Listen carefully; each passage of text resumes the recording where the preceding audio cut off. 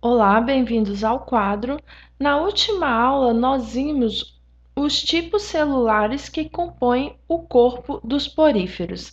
Nesta aula, nós veremos os três tipos de formas que os poríferos podem assumir, ou seja, os tipos de estrutura corporal que os poríferos possuem.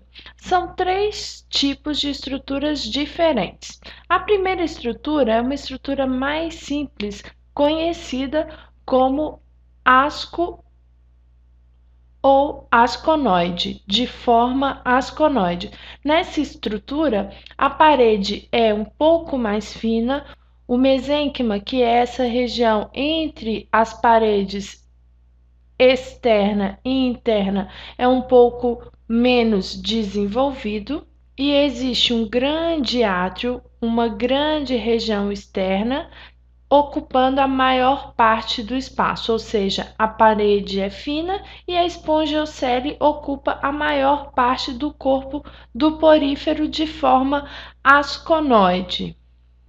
Nesta estrutura, a superfície de filtração está limitada ao contato direto com a espongiocele, é uma superfície de filtração menor, o que impossibilita um grande desenvolvimento do corpo de um porífero do tipo asconoide, ok?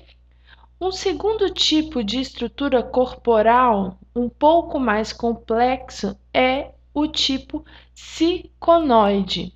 Neste tipo de estrutura, a parede do porífero faz dobras sobre si mesma, dobras simples, formando aqui uma espécie de saco de fundo cego. Esse saco tem um fundo cego, né, como eu disse, e uma saída aqui para a espongiocele, que é o átrio principal. Há também a presença de somente um ósculo.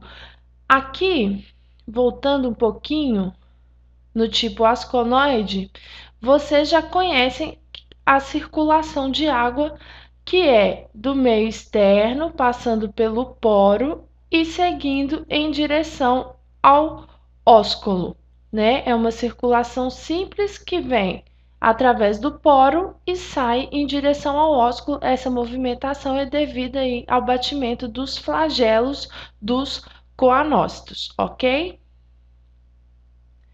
Já aqui no tipo ciconoide, a água penetra também por poros diversos que estão espalhados aqui por essas dobras e passam por espécies de canais também formados por células do tipo porócito, que são os canais aferentes. Esses canais aferentes levam a água para o local onde estão os coanócitos. Daí a água segue em direção ao átrio e logo depois é expulsa através aí do ósculo. Essa estrutura é um pouco mais complexa e a esponja pode se desenvolver um pouco mais. Por quê?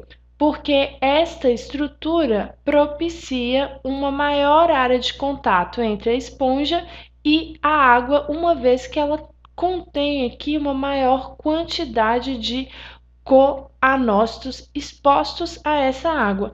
Com uma superfície de contato maior, a absorção de nutrientes também é maior, o que promove um maior desenvolvimento do corpo deste tipo de porífero, ok?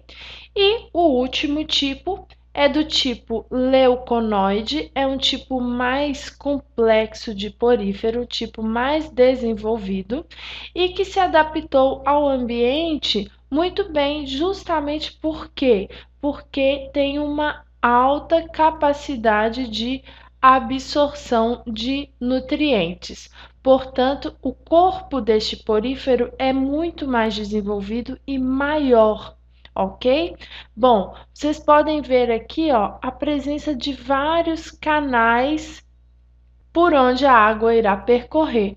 No interior desses canais, há a presença de diversos coanócitos. que são os responsáveis aí pela absorção dos nutrientes.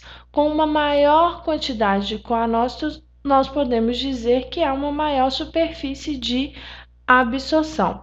Na forma leuconoide, não há necessariamente a presença de um átrio central, sendo que pode haver aí simplesmente um conjunto de canais aquíferos por onde a água circula e a presença de um número maior de ósculos, diferente aí do padrão que é um ósculo somente. Bom, espero que vocês tenham compreendido. Nós nos veremos em uma próxima aula. Um grande abraço e bons estudos!